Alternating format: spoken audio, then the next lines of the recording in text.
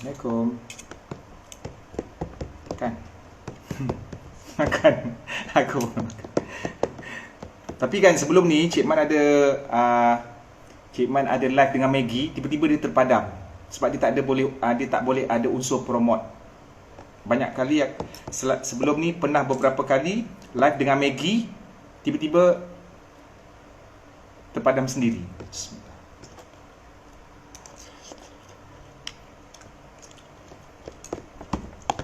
Mungkin IG detect ke apa?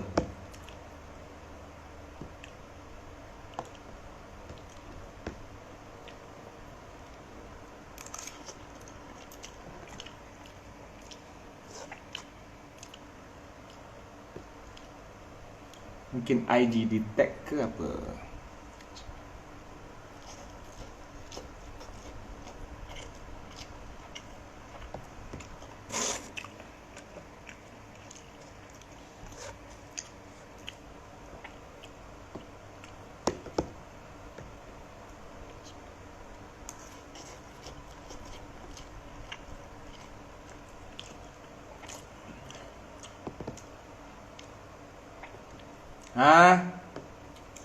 Kau nak sarapan dah? Kau mesti sarapan.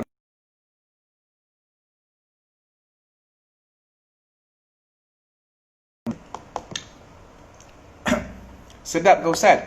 Sedap lah. Maggi curi lagi kan sedap. Ini kan pula Maggi beli.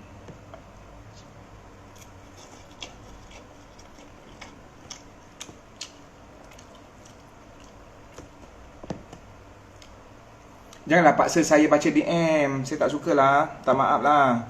Saya DM saya tak konsisten baca. Tolong Syamila bagi tahu netizen. Saya bukan jenis yang menjawab soalan dekat DM dik. Mana yang saya ikut mood, yang saya larat, saya baca. So please jangan ulang banyak kali, jangan paksa saya, jangan desak saya, lepas tu jangan sindir-sindir saya sombong, saya tak berminat. Okey? Mana yang saya teragak. Kalau bukan melalui DM pun saya menyebarkan ilmu ataupun dakwah, saya akan postkan poin-poin penting daripada DM tu ataupun daripada idea saya sendiri selain daripada DM. Jangan spoilkan mood aku. Tu je.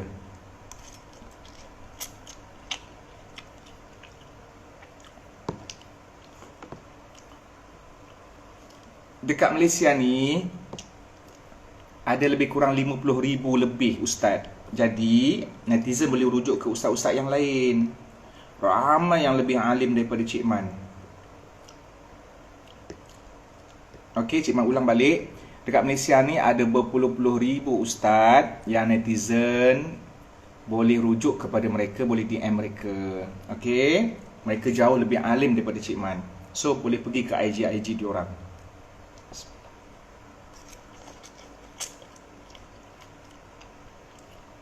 Boleh minta maaf banyak-banyak. Bukan marah. Amar Najahi mangkuk. Bukan marah. Just meluahkan. Ya mangkuk. Bismillah.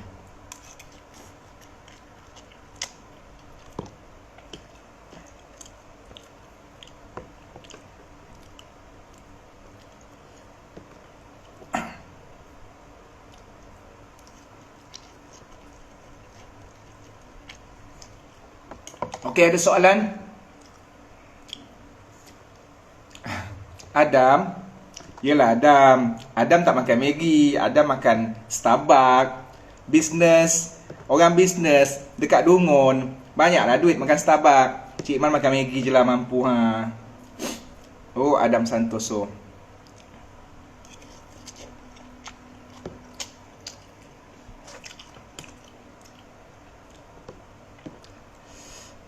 Okey, ada soalan. Ada soalan kat sini tentang isu puasa 6 cepat. Puasa 6 ke isu aurat ke apa benda, ekonomi.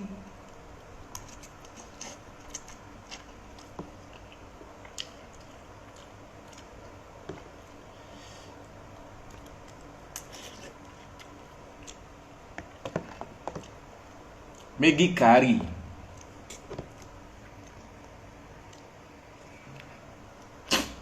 Kenapa tak suruh wife Cik Man masak? Wife mana?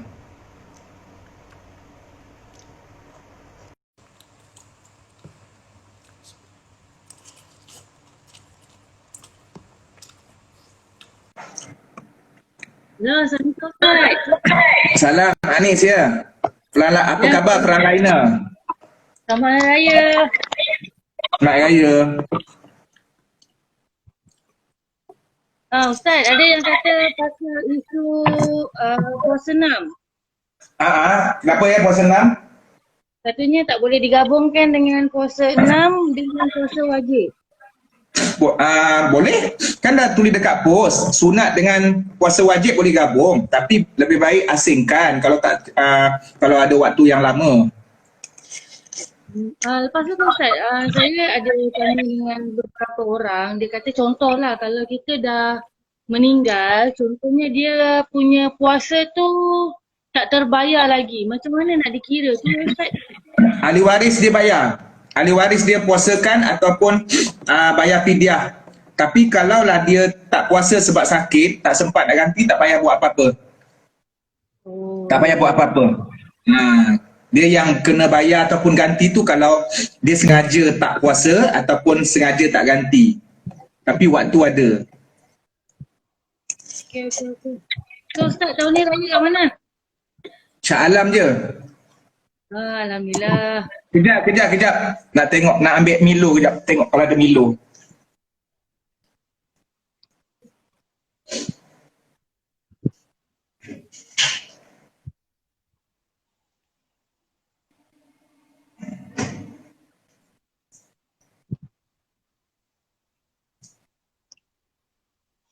Okey, ada Milo. Anis, Milo ni dia kata use by guna sebelum 2 bulan 10 2020. Tapi beli 4 bulan yang lalu, boleh kan? Letak dalam peti ais. Boleh. InsyaAllah. 4 bulan beli 4 bulan lepas. 3 bulan lepas kot. Tapi dia punya tarikh mati bulan 10, boleh kan? Bagi tu. Tapi dah buka dah, cuma letak dalam peti ais. Yalah. Tapi rasa dululah sebelum Raya pokok mana? lah kadang-kadang. Raya mana ni? Mana Melaka je Ustaz, tak boleh balik kampung. Habis bertugas tak? Ya. Oh, Frank. Itulah tu. Ini guys, ini Frontliner, salah seorang daripada anggota ATM, Frontliner kita, Puan Anis. So Ustaz ni makan lagi ni tak ajak yang lain pun. Dia orang makan dah mewah dah tu dengan ketupat apa semua. So okey lah, ni nak bagi tahu mana-mana netizen kalau boleh Bagi tahu tentang SOP. Bagi tahu Anis, SOP. Sekarang kita dari sistem baru, jadinya penjarakan antara individu bekerja, jadinya kena ikutlah mana SOP yang kerajaan dah suggestkan. So kita yang bekerja sedia ada ni pun terpaksa mengikut SOP yang disediakan lah.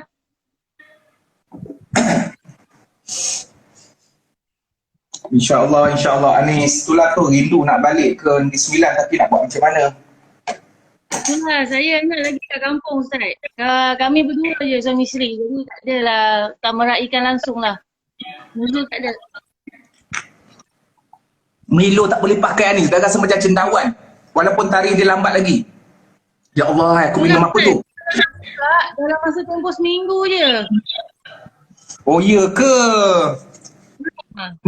Ini dah 3 bulan buka dah ni, ya Allah. Tak apalah, tak ada rezeki. Tak apalah, kena beli lain Ustaz buat stok. InsyaAllah. Okay Anis, thank you.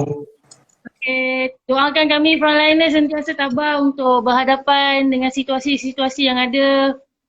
Jadi yang lain-lain menghormati keadaan yang ada tu, jangan menambahkan lagi. So Malaysia pun dah makin berkurangan, jadi yang orang luar yang menambahkan lagi. Cuma jangan menambahkan dosa-dosa lah dengan komen-komen yang orang kata bukan-bukan tu kan. Kita jadi manusia ni yang baik, meraihkan hari yang bahagia ni dengan keadaan yang baik-baik. Terima kasihlah Ustaz kerana menghiburkan kami dengan tazkirah yang kami pun memang cetek ilmunya, yang tak banyak mengkaji bab-bab macam ni. Terima kasihlah Ustaz. Terima kasih Anis kerana apa ni bersama pasukan untuk menjaga keharmonian lah, kesejahteraan di Malaysia ni. InsyaAllah kita sama-sama kita jaga kita. Amin. Stay at home. Okey, insyaAllah. Jaga diri Ustaz, jaga diri baik-baik. Okay, salam apa si kecil tu? Alright, Nuzul. Nuzul. Okay, salam dia Okay. Assalamualaikum. Salam. Kenapa kau cakap aku tak boleh minum? Ni dah 3 bulan buka. Aku ingatkan boleh lagi sebab dia tulis kat sini 2 bulan 10 2020. Kau tahu tak aku rasa Milo yang dah 3 bulan punya aku rasa like, aku risau sekarang ni aku masuk hospital aja ni.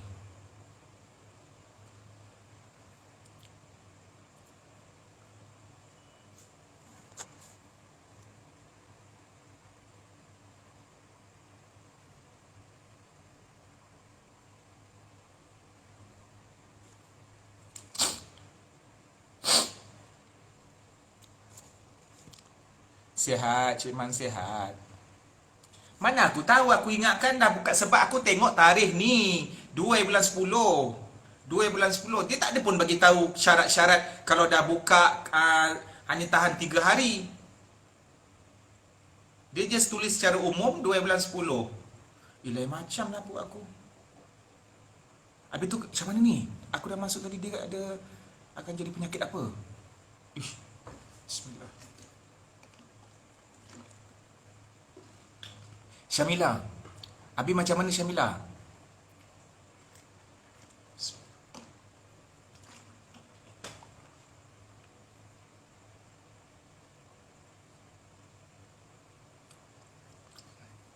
Lepas ni kalau Cik Man dah tak ada sebab makan Milo ni, kau tanya soalan dekat ustaz-ustaz lain.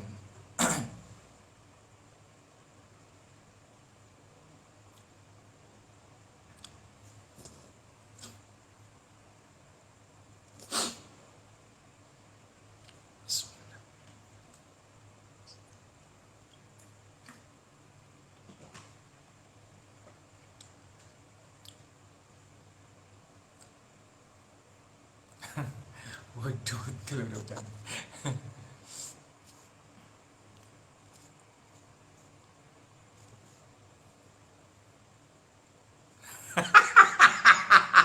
Pernah kau orang meninggal minum Milo? Masalahnya Milo dia dah macam kumbahan, kau tahu tak?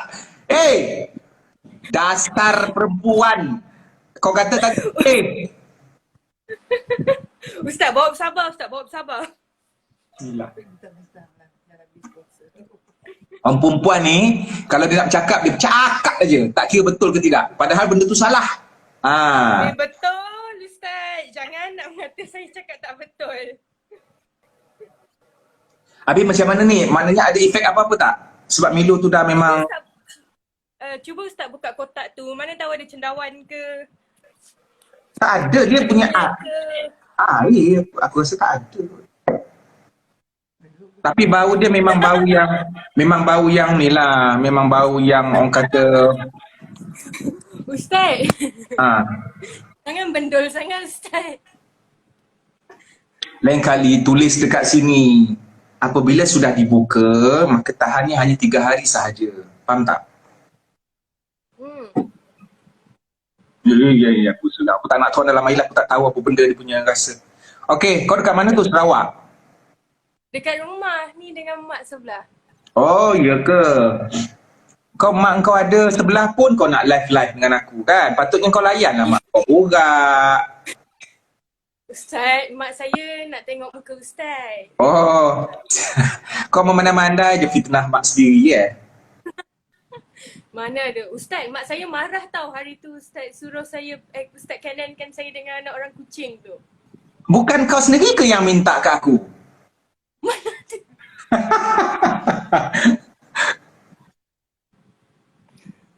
Ustaz, gemuk naik berat Ustaz naik berapa raya ni? Tak adalah, tak ada naik. Aku tak makan banyak sangat. Tadi makan Maggi? Habis makan, kau ingat aku nak makan apa seminggu sekali? Tak adalah, Maggi tak sihat. Yelah, itu bukannya kerap. Mungkin setahun sekali, setahun 2 kali kot aku makan Maggi. Sebelum aku makan Maggi, aku call doktor. Doktor yang menguruskan. Boleh Ya tak? ke? Kerap-kerap. Ya. Mesti Ustaz gaduh dengan Ustaz Zambon kan? Sebab tu tak nak masak untuk Ustaz dah. Ustaz Zambon dah beberapa hari tak jumpa dia dah. Sebab Ustaz pergi beraya. Oh, kata tak nak pergi beraya, nanti bawa COVID. Adalah. Ni pergi rumah adik-beradik. Begitu ya Ustaz. Okey, ada apa-apa persoalan? Soalan. Dia macam ni tau. Isu dia macam ni tau. Bila kita kata, sebab tu the power of keupayaan untuk membuat analogi, netizen kena ada keupayaan tu. Contohnya bila aku kata puasa wajib boleh digabungkan dengan puasa sunat. So diorang tak perlu tanya lagi dah, sebab apa saja bentuk puasa wajib boleh digabungkan dengan puasa sunat, apa pun puasa sunat. Yang diorang tahu puasa wajib ni qada sahaja. Yang diorang tahu puasa sunat ni puasa 6 Syawal. Apa saja. So tak payahlah bila dah tulis keyword dekat situ puasa wajib boleh gabung dengan puasa sunat. Jadi tak payahlah nak tanya puasa nazar boleh tak gabung dengan puasa Syawal, sunat 6 Syawal. Puasa ganti boleh tak gabung dengan puasa Isnin Khamis. Sebab benda tu memang dah ada keyword. Kau faham tak? Marah ke? Ustaz marah ke? Aku letih ulang banyak kali. Faham. Tak, kadang-kadang Ustaz, diorang tak clear. Bukan, netizen ni aku yakin diorang ni cerdik. Netizen ni semua cerdik. Sebab tu ada jabatan netizen negara. Masalahnya diorang tak make effort. They don't make effort untuk berfikir lebih panjang. Kalau diorang rajin sikit, diorang mesti dah jumpa jawapan tanpa bertanya kepada aku. Sebab kita pegang keyword. Kau faham tak? Contohlah, aku ada satu keyword. Kepada lelaki. Mana-mana perempuan yang kau boleh kahwin, kau tak boleh salam. Dan mana-mana perempuan yang kau haram kahwin, kau boleh salam. Jadi bila aku kata contoh, lelaki boleh salam mak kandungnya.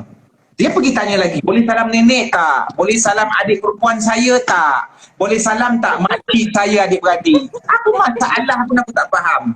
Keyword dah ada dah. Kan bila aku tak jawab soalan tu, diorang kata aku sombong. Alah, tapi Ustaz memang sombong pun. Engkau lepas ni aku blok kau.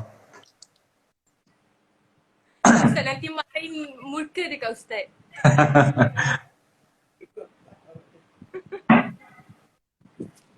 Bila nak datang Sarawak Ustaz?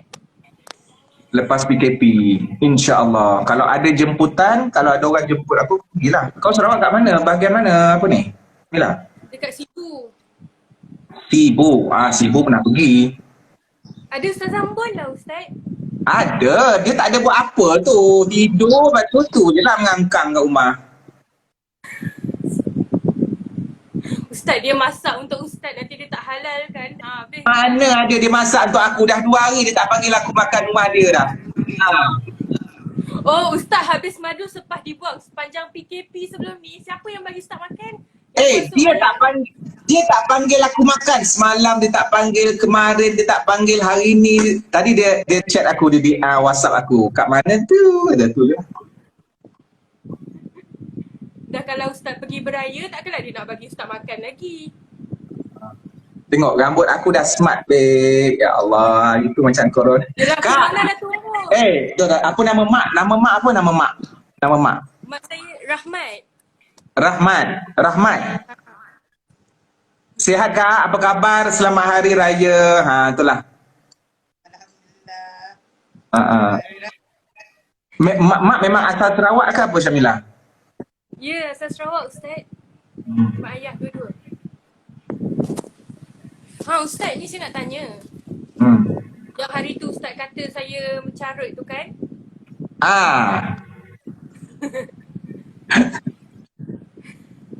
Sialan. Kau kata sialan. Saya ada sialan. Saya Ustaz ni typo. Aku nak check. Sialan dengan soalan. I dengan O sama tak? Kejap aku nak check. Dekat tak tempat dia? Okey, nasib baik. I dengan O side by side. Nasib baik dekat. Kalau jauh nampak sangat kau memang nak mencarut. Lepas ni saya bercarut betul-betul Itu sekarang. okey. Itu menunjukkan jari kau dah gemuk. Kau melantak aja kerja kau lepas raya. Sporting betul. Apa Kak? Syamila dekat rumah rajin tak? Rajin.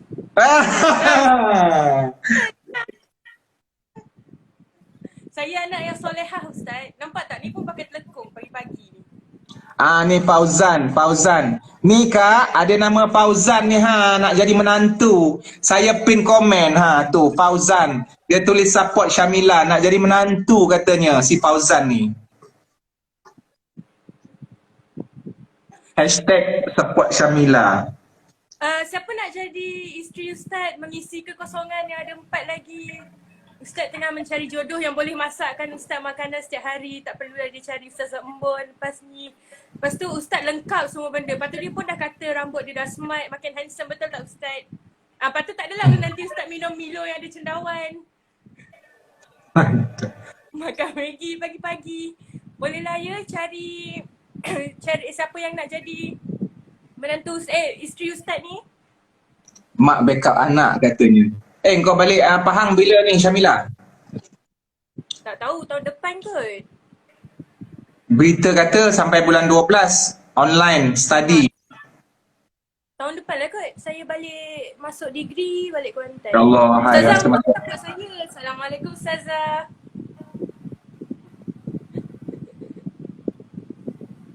Ustaz ni nak tanya soalan. okey, apa dia soalan? Ini bukan Berat Ustaz sekarang? mana aku tahu tapi tak lebih daripada 70. Dalam sekitar 66 sampai 69 tu je. Tinggi Ustaz? Tinggi Ustaz? Tinggi aku 165. Aku tak tinggi sangat. Lah, kita sama tinggi ke Ustaz? Ya kan Ustaz tinggi, pendek juga rupanya. Engkau tinggi, kau ego kau tinggi. Kau tengok. Ustazah Embon. Bagus kau, Dik. Allah. Dia ni cari tim aja. Cuba perempuan yang berbeza pendapat dengan dia. Mulalah dia. Saya sayang Ustaz Embon. Kau tak tengok mulut dia lagi macam mana. Padanlah dengan Ustaz. Hari tu dia masuk campur topik biawak. Dia tak tahu cerita. Orang yang tanya aku tu orang duduk luar negara. Sekali dia popet. Lah aku kata ini orang luar negara. Baru dia diam.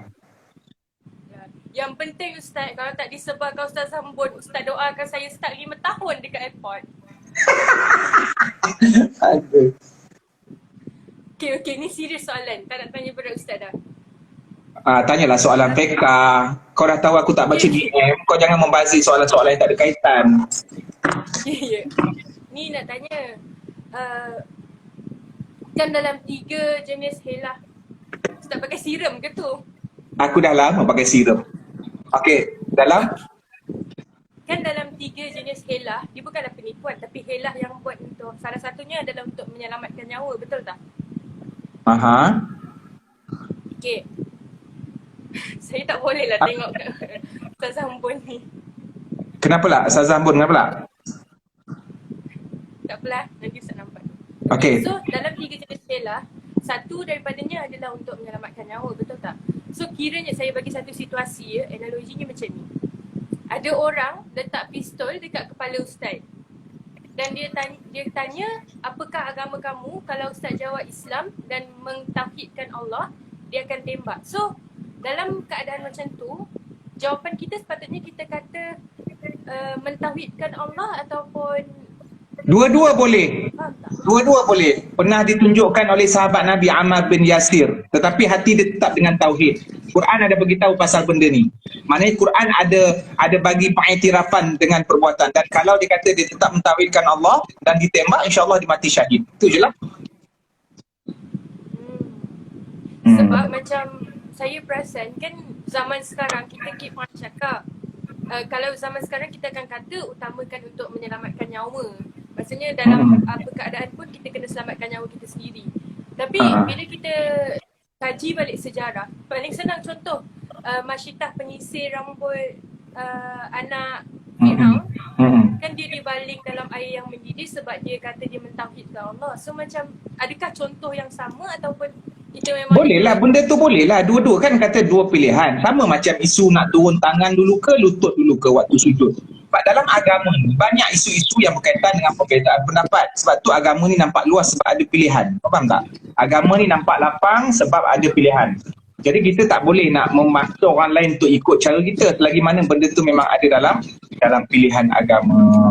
Jadi kita katakan kalaulah misal katalah seseorang tu kata dia ikut apa yang penjenayah tu kata, tidak mentauhidkan Allah. Jadi bukanlah maksudnya dia semata-mata mementingkan nyawa daripada agama. Bahkan menjaga nyawa itu adalah sebahagian daripada perintah agama. Kan ni masalah isu COVID-19. Bila kerajaan keluar ke arahan, jangan keluar ke masjid, takut ada jangkitan. Jadi mungkin ada suara-suara sumbang kata, kau takut Allah ke takut virus? Lebih pentingkan Allah ke lebih pentingkan nyawa? Sebenarnya menjaga nyawa itu sebenarnya mementingkan Allah. Sebab Allah memang suruh jaga nyawa. Wala tulqu bi aidikum ila tahlukah. Jangan kamu campakkan diri kamu ke arah kebinasaan. Jadi kita menjaga nyawa sekaligus menjaga perintah Allah. Jadi dia tak kontra dekat situ, tak ada kontradiksi kat situ.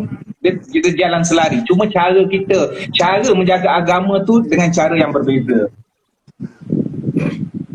Lepas tu Ustaz, lagi satu, dalam isu yang baru-baru ni adalah isu yang sangat hangat adalah bila baca khutbah memegang tongkat, betul tak? Bila pegang, saya tak silap, saya dah baca. Dia kata sunat bila kita pegang tongkat ataupun pedang, bagaimana Saidina Ali telah memegang pedang semasa memberi khutbah. Nabi tak pernah pegang pedang. Tak ada riwayat yang Nabi pegang pedang. Nabi pegang busur panah dengan tongkat. Teruskan. Okey. Tapi ada lagi satu pihak ni, dia cakap macam ni, dalam kita nak bila nak beri khutbah, maksudnya beri khutbah, kalau boleh janganlah pegang senjata. Kalau kita tengok sekalipun pedang ataupun busur panah itu tetaplah juga senjata, betul tak? So macam sebab dia kata kalau kita pegang senjata, simboliknya macam kita mengatakan Islam ni bergerak atas jalan yang peperangan. Sebab tu bila kita baca kisah hidup Nabi, engkau kena tahu Nabi ni dia buat tu apa dia punya objektif. Okey? Ada sahabat yang tengok Nabi sujud, turunkan tangan dulu baru lutut. Ada sahabat yang tengok Nabi sujud, turun lutut baru tangan. Okey. Waktu sahabat yang tengok Nabi sujud, turunkan tangan, turunkan lutut kemudian baru tangan, waktu tu Nabi muda. Maknanya orang muda masih kuat. Maka turunkan lutut kemudian baru tangan. Kemudian ada sahabat yang lain, Abu Hurairah, dia lewat sikit masuk Islam. Kemudian dia tengok Nabi dalam keadaan waktu tu mungkin lutut tak berapa nak kuat. Maka ketika itu dia menyaksikan Nabi solat, turunkan tangan baru lutut. Sebab tangan tu dapat menampung lebih kuat daripada lutut. Jadi benda ni berbeza. Maka sebab itulah perbezaan pendapat di kalangan ulama. Sahabat sendiri pun berbeza pendapat. Jadi sahabat yang tengok Nabi turun tangan, dia buatlah mazhab turun tangan dulu. Sahabat yang tengok Nabi turun lutut dulu, dia bawalah mazhab turun lutut. Jadi tak ada kontra dekat situ. Sebab Nabi orang yang sama, dia buat dua benda yang berbeza. Sebab tu kita kena meraihkan. Sama juga dalam soal tongkat. Kau kena tahu kenapa, apa hikmah dan reason Nabi pegang tongkat ketika khutbah. Sebabnya ialah untuk mengelakkan tangan daripada bergoyang-goyang ketika berceramah. Ada penceramah, kalau bercakap, tangan dia mengalahkan memang kesana kemari. Jadi tak ada orang kata rasa ketenangan dekat situ. Bila pegang barang, jadi tangan tu akan terletak. Dia akan statik. Dan Nabi pegang busur, maka ketika itu memang yang ada busur. Mungkin ketika itu dalam suasana perang ataupun selepas perang dan seumpamanya. Kalau Nabi ada dekat rumah, mungkin dia pegang benda lain. Dia tengok berdasarkan situasi. Nah sekarang ni tak perang. Bila tak perang, janganlah kau ikut benda tu secara pasif, secara orang kata literal. Oh, kena cari busur panah juga. Itu busur panah, ada sebab Nabi pegang busur panah ketika itu. Dah tak ada benda yang lain. Maka sekarang ni bukan perang, busur panah pun tak ada. Takkanlah kau nak pergi cari busur panah. Yang ada kayu biasa ataupun memang terjual kayu. Maka kau pegang saja benda tu. Yang penting untuk mengelakkan daripada tangan bergerak. Dan satu lagi, pegang tongkat ini sunat. Kalau tanpa tongkat pun kau boleh kontrol kau punya tangan, contohnya kau letak dekat sini sambil kau berkhutbah, maka kau telah melaksanakan objektif tidak menggoyangkan tangan. Itu aja. Jadi tak perlu nak try hard ataupun tak perlu nak orang kata yang ialah isu mungkin netizen yang baca khutbah masa raya tu dia tak tahu benda tu sunat ke, mungkin dia berusaha bersungguh-sungguh, mungkin ada yang ambil batang penyapu. So kita tak boleh nak accuse dia orang tu sebagai mempermainkan agama sebab intention masing-masing kita tak baca. Cuma yang aku bertikaikan yang troll after raya, yang tu mempermainkan agama. Yang tu mempermainkan agama. Okay? Kenapa ada orang bitter sangat dekat komen ni Ustaz? Dia kata apa? Dia kata belajar sampai habis dulu. Tak, maknanya tak payahlah nak komen orang macam tu. So itu tak payah nak komen orang macam tu. Lagi satu Ustaz nak tanya. Sebab kita tahu maksud insan tu sendiri, kalau saya, okay, minta maaf lagi kalau saya silap, tapi insan tu sendiri adalah secara tak langsung bawa maksud pelupa, betul tak? Insan apa? Apa dia? Insan, manusia. Kan, dan daripada manusia kita panggil manusia adalah insan, betul tak? Manusia tu sendiri daripada bahasa Arab nun sin ya. Insan pun daripada nun sin ya. Lepas tu dalam kata-kata ma sumyal insan illa linisyanihi, tidak dinamakan insan melainkan kerana dia keinsaniaannya itu. Insan tu bahasa Arab sebenarnya, maksud dia lupa. Lupa, betul kan? Okay, so bila kita bercakap pasal lupa ni, dalam kehidupan seharian mesti banyak perkara yang kita lupa. Contohlah, saya ambil SPM tahun ni, contohnya, tapi saya dah lepas lah. Contoh saya ambil SPM tahun ni dan saya bernazar, kalau saya dapat straight A, saya akan berpuasa 3 hari. Tapi saya bernazar tu awal tahun sebelum saya, maksudnya setahun sebelum saya ambil SPM tu lah. So bila dah dapat result, saya tak ingat tentang nazar saya, sedangkan puasa nazar itu adalah puasa yang tak wajib, betul tak? So bila saya lupa, dekat situ jatuh hukum haram ke tidak? Sebab hukum dimaafkan. Hadis Nabi kata dimaafkan. Rufi'al qalam, Allah akan mengangkat pen, tidak menulis sebagai hukum dosa apabila seseorang tu terlupa sampai dia ingat. Kalau sampai dia mati dia lupa, tak ada apa-apa bebanan ke atas dia lah, kecuali kalau ada dia punya waris tahu yang dia pernah bernazar, waris dia lah yang bayar fidyah. Tu je lah. Life is so simple. Why you make it complicated? Tanya kepastian. Lagi satu, last question.